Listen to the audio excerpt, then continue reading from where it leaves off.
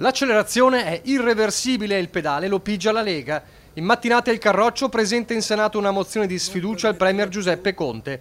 La spina del governo giallo-verde sta per essere staccata. Lunedì, convocata dalla presidente di Palazzo Madama Casellati, la conferenza dei capigruppo che dovrà stabilire modi e tempi di discussione e votazione.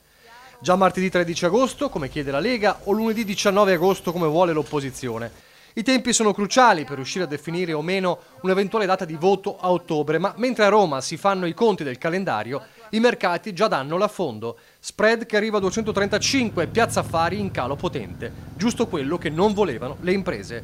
In Veneto l'attacco alla compagine di Palazzo Chigi è chiara. Le schermaglie di ieri sono l'atto finale di un governo che si autoproclamava del cambiamento, dice Luciano Vescovi, presidente di Confindustria Vicenza, e invece ha continuamente rinviato qualsiasi decisione potesse avere un impatto sul paese. Politica responsabile, secondo gli industriali, il timore è per la manovra economica in ballo. Stiamo vivendo da 2 anni una fase molto delicata dove tutte le attese di crescita enunciate sono state completamente disattese. Il rischio è che si vada ad una confusione proprio nel momento nel quale abbiamo bisogno di andare verso una legge di stabilità del 2020 che sia magari più a favore delle imprese e dei cittadini, meno demagogia, meno slogan e più sostanza.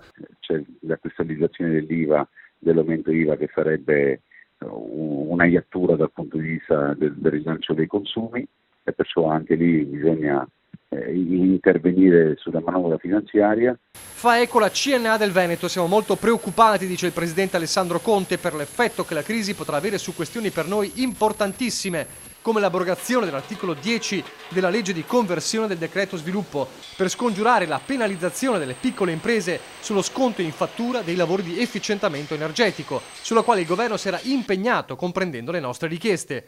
E poi la madre di tutte le battaglie, l'autonomia, che resta al palo. Ora lo scenario è indefinito e l'incertezza è nemica di mercati e imprese. L'appello è al buonsenso, ma c'è poco ottimismo. Ci vuole un governo stabile. Il problema anche grande che io vedo è che andiamo al voto con una legge elettorale che ho paura che dia gli stessi risultati delle elezioni precedenti.